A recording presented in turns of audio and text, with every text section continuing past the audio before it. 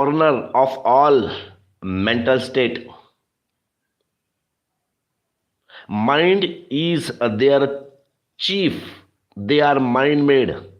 If one speaks or act with a defiled mind, suffering follows him just as the wheel of the cart flows the foot of the ox that pulls it.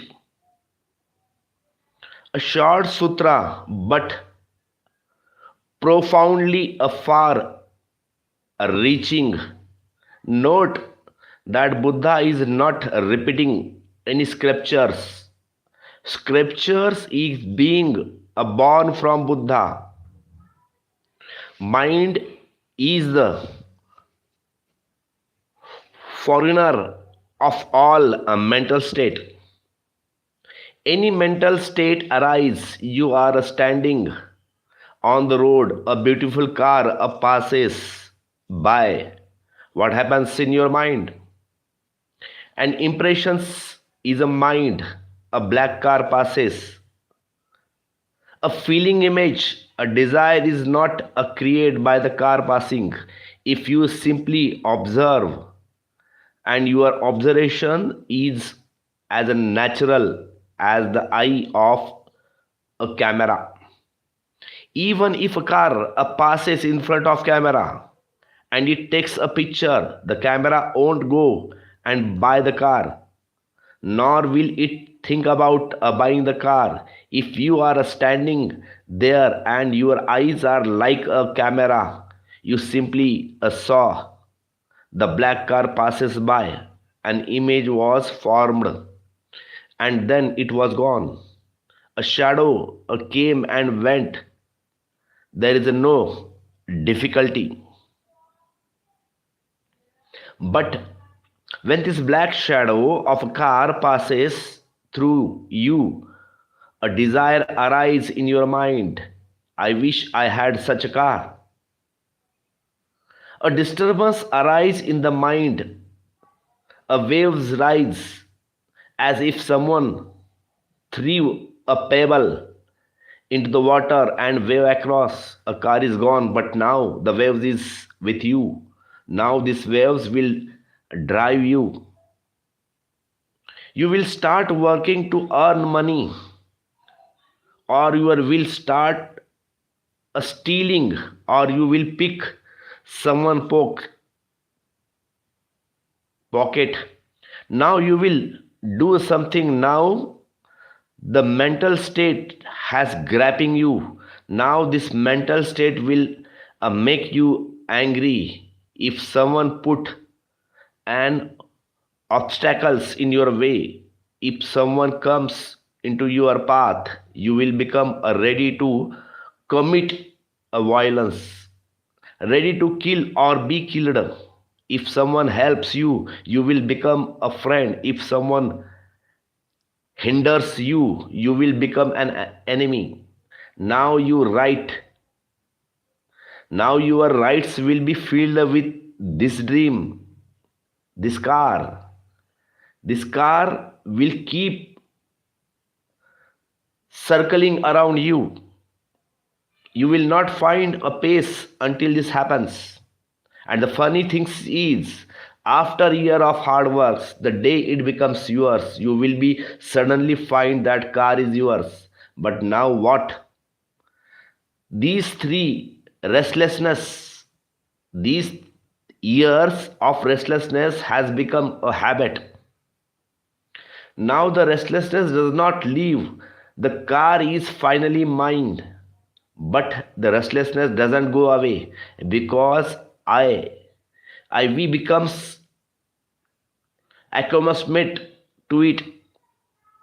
Now you will find a new path to the channel this restlessness. You want to be build a big house. You want to be buy a diamonds and jewels. Now you will do something else because the restlessness has becomes your habits. And what will do this restlessness now? You endured a restlessness for a year, and you go to the car. But now getting the car or not getting it make no difference. This restlessness has taken a hold. They that's why many people becomes a wealthy, but they don't find a pace.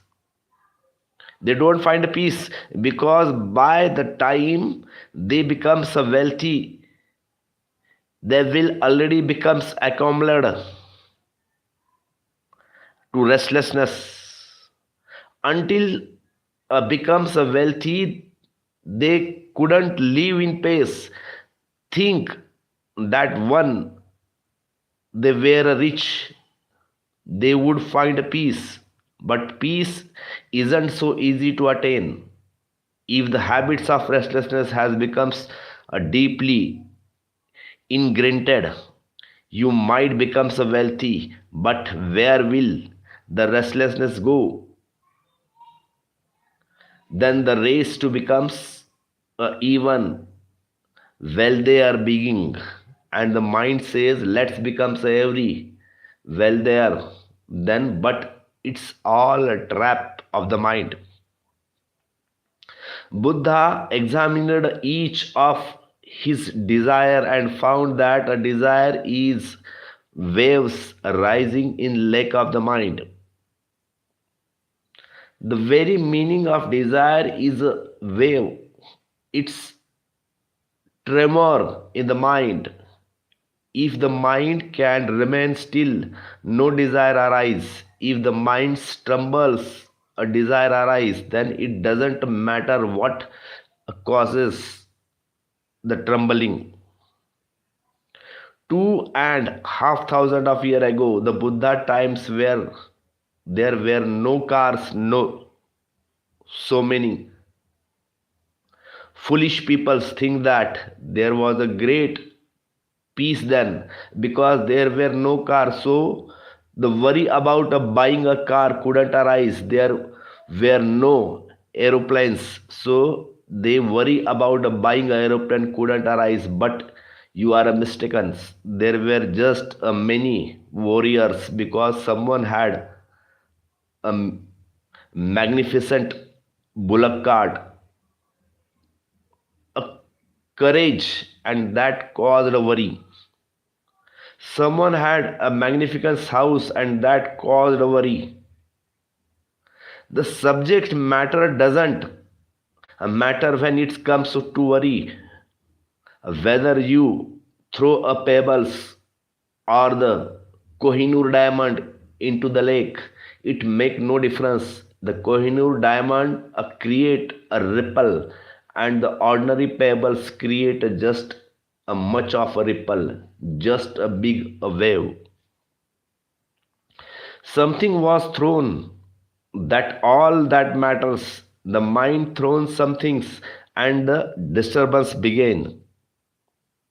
The mind of fortuner of all mental state, the mind is their chief. They are a mind made. It once speaks or act with defiled mind, then suffering follows him. Just the wheel of the car follows the foot of ox that pulls it.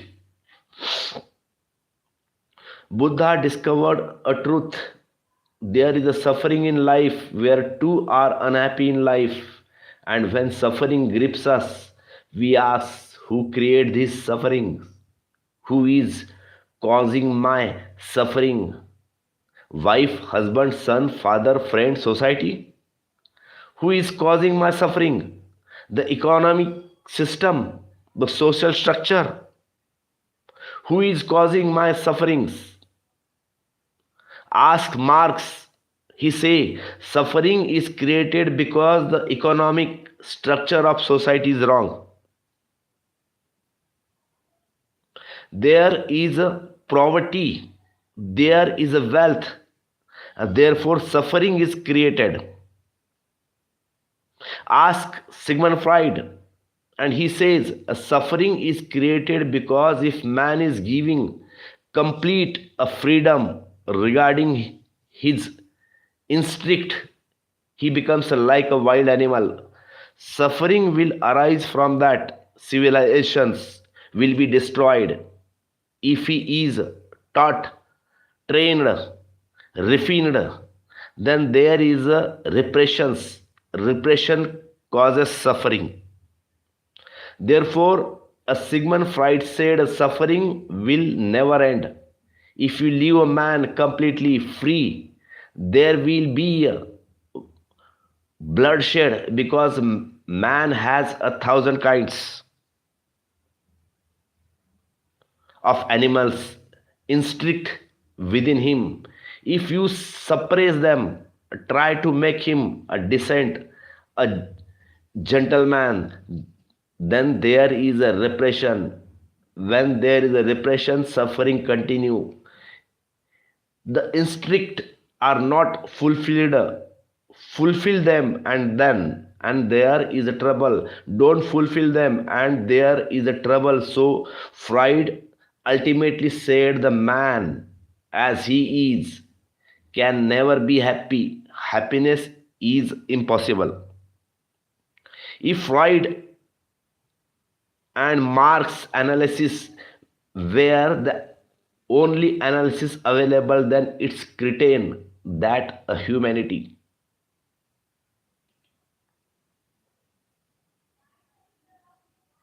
He can never be happy because in Russia the rich and poor were eliminated, but suffering did not disappear. When rich and poor were eliminated, other classes are arose. So are in a positions of power, others are not. Some are in the